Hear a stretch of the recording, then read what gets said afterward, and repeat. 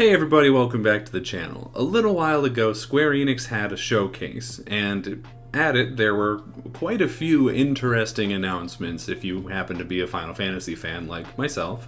But it also came with a lot of hubbub surrounding their relationship with Sony, more specifically in terms of exclusivity and a potential acquisition, and well, I've got a lot of thoughts on it, so let's get into it. So if you haven't been following the story, and I couldn't necessarily blame you if you haven't, because A, most Square Enix titles are pretty niche over here in the West, and B, pretty much nobody has been reporting on this story to the depth in which I believe that they should be. Basically what's happening is that it seems like Sony has sort of first right to any and all Square Enix titles, wherein it seems like every time Square Enix makes something, Sony has the ability to come in and look at it and decide whether or not they want to pay to make that game exclusive. And there's not really any proof to that being the case, but when you look at sort of the staggering number of games that have been PlayStation exclusive from Square Enix in the last couple of years, it's pretty hard to deny that there is some kind of very tight relationship there.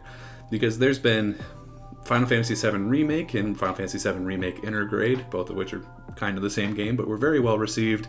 Final Fantasy VII Rebirth and Final Fantasy VII, whatever they call the third one of those. There's going to be Final Fantasy 16, as well as Babylon's Fall, which they probably shouldn't have bothered making exclusive, Forspoken, which looks very cringe, and Valkyrie Elysium, which you probably haven't heard of, and that's for good reason. But when you consider that that is 8 games, which is the overwhelming majority of the games that Square Enix has put out in those last couple of years, it's hard to not feel like there's something more going on there. And as a person who prefers the Xbox platform, it goes even deeper than that, where it feels like a lot of the other games that they've been putting out are exclusive to just anything but the Xbox, right? The Switch has been getting a couple with things like Triangle Strategy, Live Alive, Bravely Default 2, which I think that one was actually on the DS, but it was recently enough, and Chocobo GP, which no big miss on that one. And then there's some that just for no reason just do not come to the Xbox at all. Things like Neo The World Ends With You, the Legends of Mana remake collection thing, and Saga Frontier.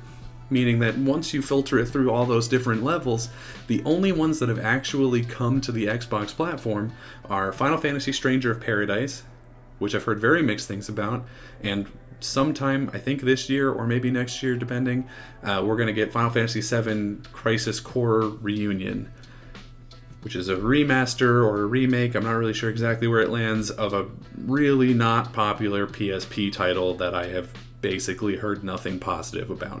So, as an Xbox gamer, it's easy to start feeling kind of hard done to, and it makes you start to worry about other Square Enix games that aren't Final Fantasy ones, of whether or not they're gonna hit the Xbox. Things like Dragon Quest XII and Kingdom Hearts 4, 2 games that I am personally very excited for and would much prefer to play on my Xbox. And I do think that those 2 are going to come to Xbox, just because I feel like if they were going to be exclusive to someplace else, it would have been announced as being exclusive to those places at the time those games were announced, because PlayStation is not the type to pay for exclusivity and then not market it, you know what I mean?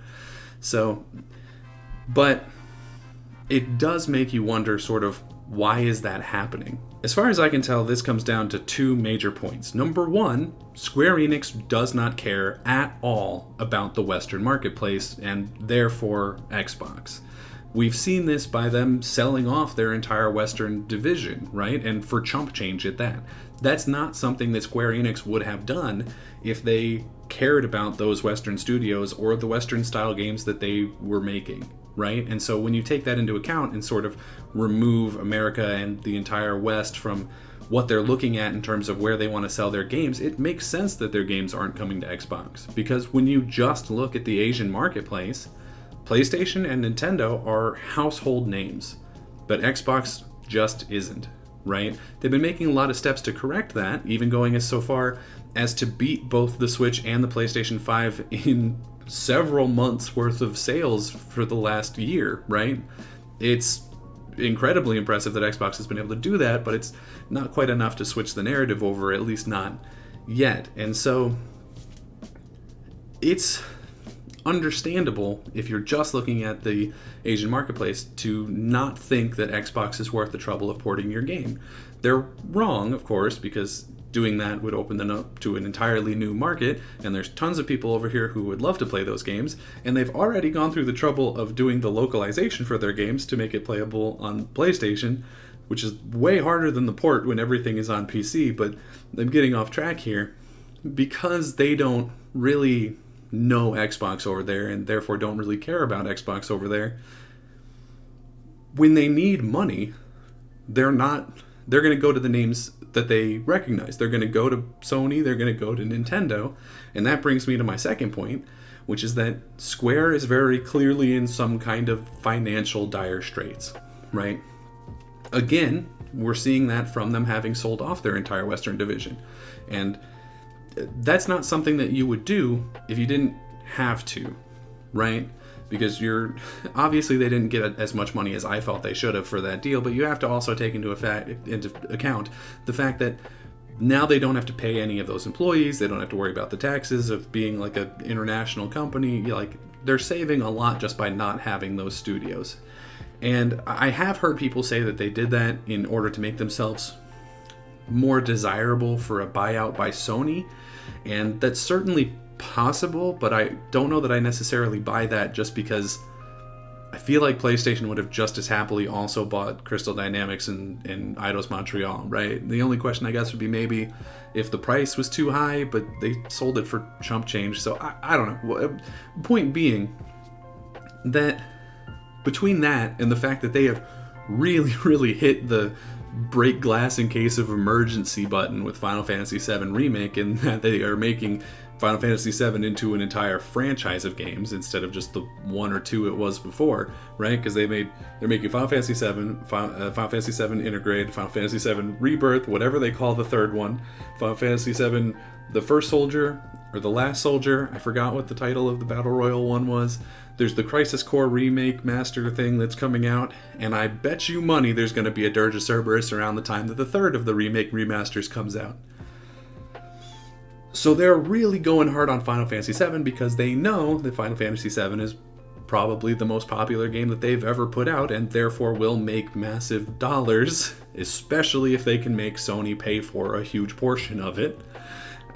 So between those two things, it makes it very clear to me that Square Enix is looking for money. They're hurting, right? That's why they keep saying, oh, this game underperformed, because even though they're doing well by normal game standards, they're not doing well enough to pull that company out of the dirt. At least that's how I see it, right?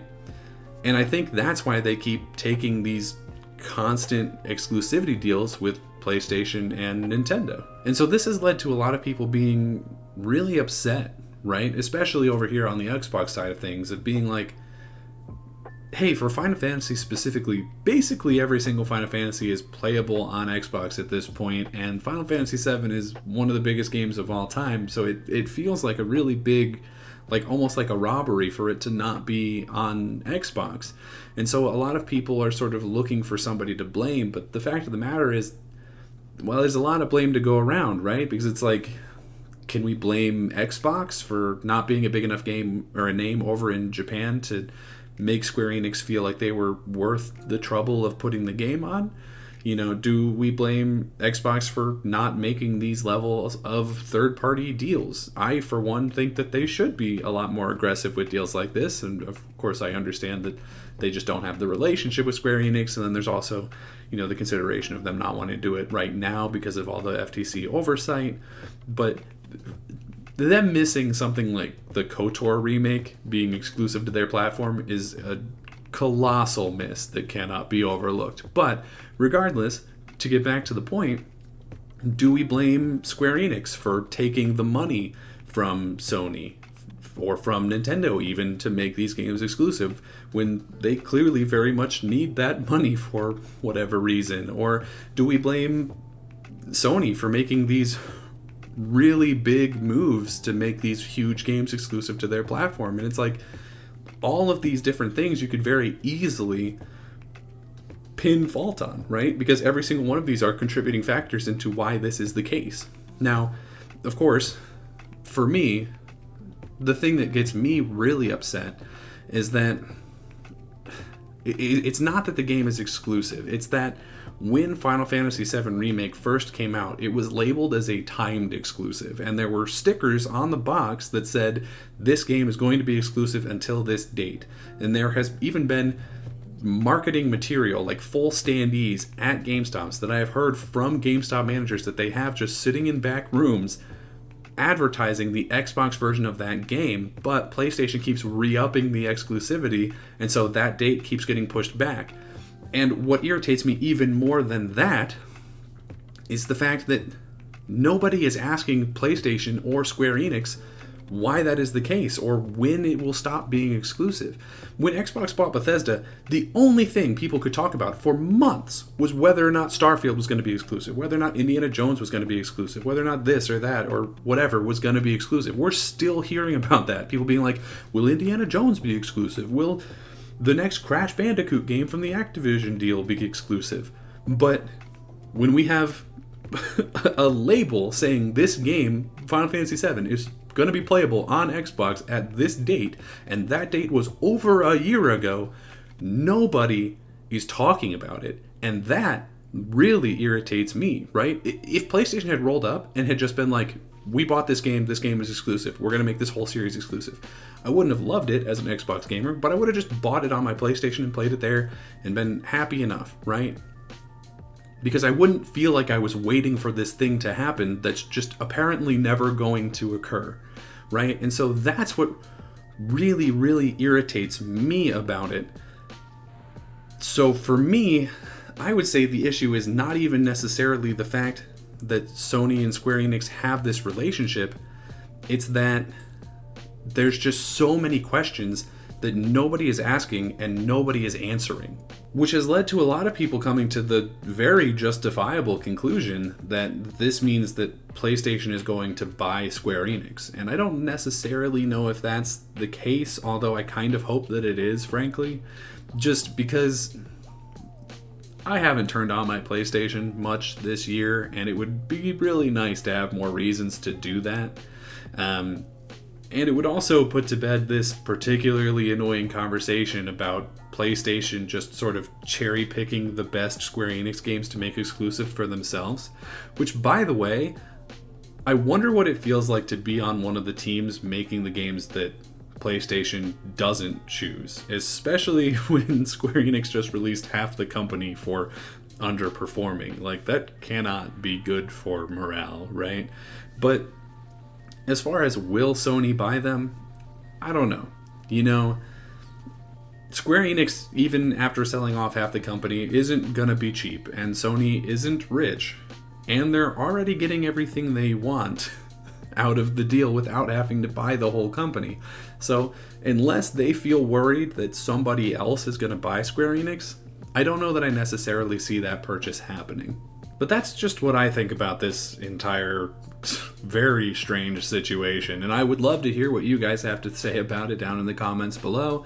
As per usual, if you like this content or want to hear more of my thoughts on this topic or others like it, go ahead, like the video, subscribe to the channel, share this video with a friend. We've been making a lot of really good progress on the channel lately, and I'd love to see that continue. So I really appreciate any and all support you guys can give me, and until next time, I'll see you around.